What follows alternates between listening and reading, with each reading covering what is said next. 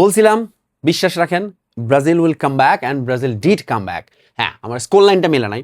I thought যে Japan goal করতে পারবে না, বাট ব্রাজিল আসলে প্রথমার্ধে এত বাজে খেলছে। সো এই ম্যাচটা বেসিক্যালি দুইটা অর্ধে যদি হইতো তাহলে এক এক গোলে ড্র হইতো, কারণ হচ্ছে first half 1 by Japan, second half 1 by Brazil. So of course Carlo আনচেলত্তির মাস্টার ক্লাস, কার্লো আনচেলত্তির স্ট্র্যাটেজি নিয়ে অনেক কথা হচ্ছে, ট্যাকটিক্স নিয়ে অনেক কথা হচ্ছে। Of course he is famous for this না, কার্লো আনচেলত্তির কাজে এটা যে টুর্নামেন্টে যত গড়ায় হি বিকাম মোর মানে powerful with his team, a limited edition বা আমি বলি যে সীমিত ক্ষমতার মধ্য থেকে দলের সেরাটা তিনি বের করে আনতে সিদ্ধহস্ত পটু। আজকেও তিনি তাই করেছেন। তিনি কি কি করেছেন সেসব আমরা দেখেছি, তার সাব ব্যবহার, তার হচ্ছে স্পেশালি ক্যাসেমিরোকে রাখা। আমি শিওর যে সেকেন্ড হাফে যখন ক্যাসেমিরো নামছে ব্রাজিলিয়ান সাপোর্টাররাও ভীষণ বিরক্ত হয়েছেন যে ওকে আবার কেন নামানো হচ্ছে, যে ক্যাসেমিরো ফার্স্ট হাফে যে পরিমাণ ব্লান্ডার করছে। In fact Brazil was really clumsy at the first half, Japan was more organised, discipline. আমার খেলা দেখে যেটা মনে হয়েছে প্রথমার্ধে যে জাপান একদম রেডি, প্রিপেয়ার, প্ল্যান নিয়ে নামছে, যে তারা জানে এই ম্যাচে তারা কি করছে। অন দ্য আদার অ্যান্ড মানে ব্রাজিলের ক্ষেত্রে মনে হয়েছে তারা আসলে জানে না তারা কি করতে নামছে। They had no preparation, they had no clue, এবং জাপানের এই ফুটবলের কোনো আনসার ব্রাজিলের কাছে নাই। Again coming back to Carlo Ancelotti, he is মানে একটা master coach, right, master tactician. But credit goes to actually Japan. তারা সেকেন্ড হাফে ব্রাজিলকে ওই স্পেসটা দিছে। সেকেন্ড হাফে ব্রাজিলকে বলছে যে you guys please come back, তোমরা বরং যাও রাউন্ড অফ 16-এ, আমাদের চেয়ে বেটার হবে। আমি পার্সোনালি খুব হ্যাপি ব্রাজিল জিতছে। আমার কনফিডেন্স ছিল শুরু থেকে, আমি ভিডিওতেও বলছি যে ব্রাজিল এই ম্যাচ জিতবেই। জাপান হ্যাঁ স্ট্রাগল করবে, জাপান সুযোগ তৈরি করবে, বাট শেষ পর্যন্ত ব্রাজিল উইল ওভারকাম, এবং ব্রাজিল ডিড ওভারকাম। এখন ব্রাজিলের সামনে আসলে রাস্তাটা পরিষ্কার কোয়ার্টার ফাইনাল পর্যন্ত, এবং সেখানে ব্রাজিলের অপোনেন্ট যেই হোক, তা আমি চাই যে তাকেও যেন ব্রাজিল এইভাবে হারায়, because I badly want a Brazil Argentina semi-final. Now coming back to this match, এই ম্যাচের দিকে যদি তাকাই, মানে it was predictable 11 set by Carlo Ancelotti. জাপানের ক্ষেত্রে ম্যাচটা তারা শুরু করছে হচ্ছে ধরেন 3-4-3 এরকম একটা ফরমেশনে, বাট ম্যাচ শুরুর কয়েক মিনিটের মধ্যে জাপান চলে গেছে 5-4-1 এই ফরমেশনে। এবং জাপানের খেলা দেখে পরিষ্কার ছিলাম যে তারা আসলে এই স্ট্র্যাটেজিটা নিয়ে নামছে, ডিফেন্সিভ ব্লক, অনেক নিচে নেমে থাকবে এবং কাউন্টার অ্যাটাকে একটা সুযোগ পেলেই গোল করে দেবে। এবং ব্রাজিলের সাথে Japan exactly did that same. মানে তারা প্রথমার্ধে ধরুন যে জাপান যেটা বললাম 3-4-2-1 ফরমেশনে বেসিক্যালি তারা খেলাটা শুরু করছিল, কিন্তু খুব দ্রুতই সেটা 5-4-3 ফরমেশন হয়ে গেছে, মানে টোটালি ডিফেন্সিভ। মানে 9 জন অলওয়েজ দেখছি আমরা ডি বক্সে নেমে আসছে, কখনো কখনো 10 জন নেমে আসছে।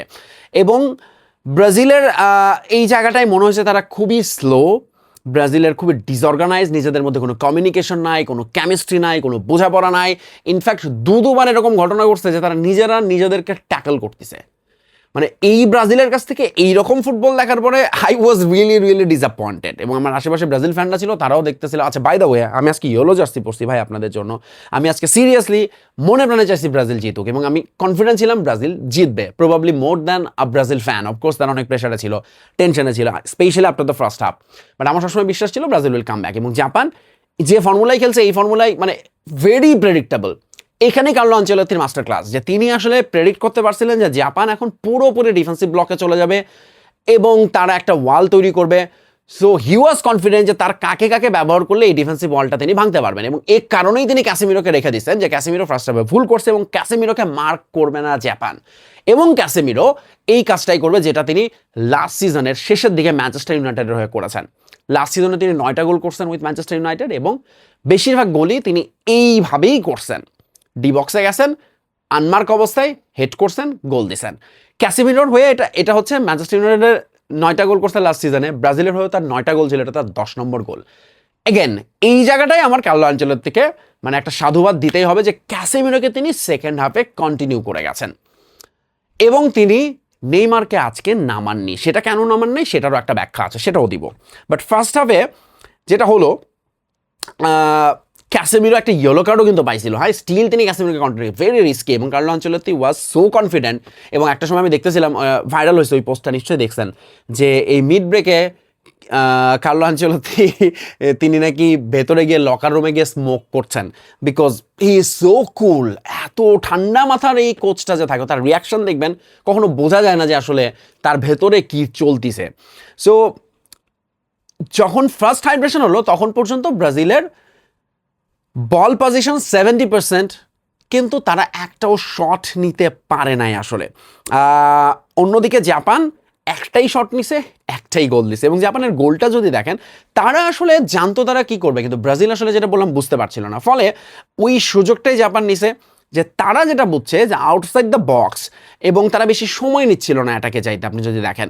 ফলে জাপানের আমি দেখছি যে গতিও ফার্স্ট হাফে আমার কাছে মনে হয়েছে they were faster than Brazil, তারা কিন্তু দ্রুত উঠে যাচ্ছিল, দ্রুত কাভার আপ করছিল, এবং ব্রাজিলের ক্ষেত্রে মনে হয়েছে একটু যেন স্লো, এবং একটু যেন তাহলে মনে হচ্ছে ওই ভেতরে ওই স্পৃহা, ওই যে ম্যাচ জয়ের হাঙ্গার, গোল করার হাঙ্গার, এইটা নট ইভেন ফার্স্ট হাফে আপনারা কেউ ভিনিসিয়াসকে দেখছেন, আমি অন্তত খুঁজে পাই নাই। এইটাও খুব সারপ্রাইজিং ছিল যে ভিনিসিয়াস যে পারফর্ম করে আসছেন ফার্স্ট 3টা ম্যাচে, আজকে তিনি হঠাৎ করে খুব ইনঅ্যাক্টিভ হয়ে গেলেন। কেন? এর রিজনটা কি?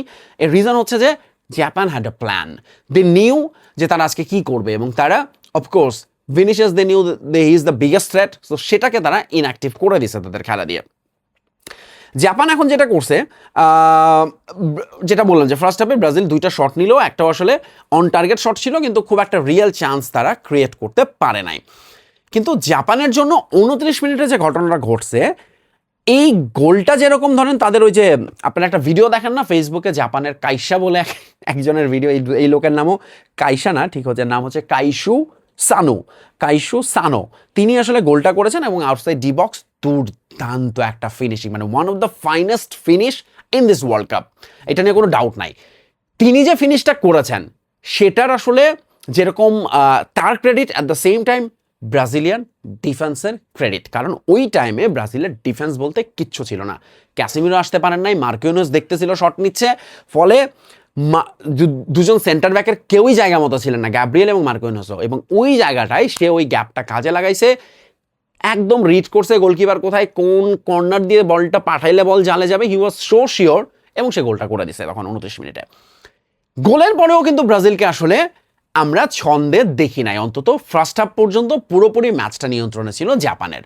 যখন ব্রেকে গেল এগেইন আমি তখন শিওর ছিলাম যে Brazil will come back, because Japan এখন যেটা করবে, যেটা জাপান সব সময় করে, জাপান এর আগে 4 বার রাউন্ড অফ 16-এ উঠছে, মানে নকআউট পর্বে উঠে প্রথম ম্যাচ থেকে বিদায় নিয়েছে, তারা আজ পর্যন্ত নকআউট পর্বের ফার্স্ট ম্যাচের পরে সেকেন্ড ম্যাচের দেখা পায় নাই। প্রত্যেকবার তারা একই ভুল করছে, তীরে এসে তড়ি ডুবাইছে, সেটা হচ্ছে ওরা 1 গোলে লিড পাইছে এবং ভাবছে একটা গোল নিয়ে তারা ঘরে ফিরবে, হুইচ ইজ একটা tactical blunder by their coach.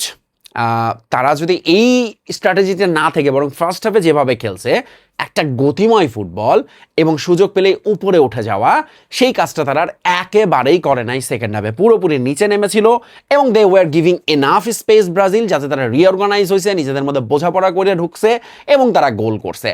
কারণ হচ্ছে যে জাপান ওই প্রেসটাই করতেছিল না, ব্রাজিলকে স্পেস দিচ্ছিল, সবাই 10 জন এসে ডি বক্সে দাঁড়ায় আছে যে ব্রাজিল গোল করতে আসলে ঠেকাবে, এবং এই ক্ষেত্রে ব্রাজিল যেটা করছে মানে একেবারে brilliant work once again by Carlo Ancelotti. Casemiro দেখেন কিভাবে সে ওই জায়গাটায় গেছে, এবং যে পজিশনে গেছে সেই জায়গাটায় আসলে তখন of course credit goes two Gabriel, দুর্দান্ত একটা ক্রস তিনি করেছেন, তার বলটা খুঁজে নিয়েছে ক্যাসেমিরোকে, অন সাইডে থেকে গোল করছে ক্যাসেমিরো, দুর্দান্ত ফিনিশিং তার হেডটা, এটা আসলে একটা perfect example of defender how to score, এবং ঠিক সেটাই দেখাইছে হচ্ছে ক্যাসেমিরো।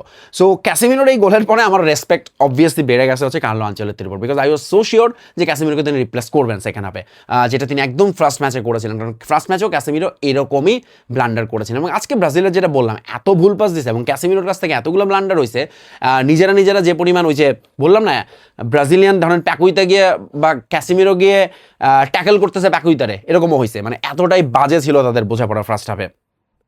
জাপান কিন্তু এটার সুযোগটা নিতে পারে না, ওই একটা গোল যখন দিছে ব্রাজিল, এরপরেও জাপান ব্লক করে গেছে।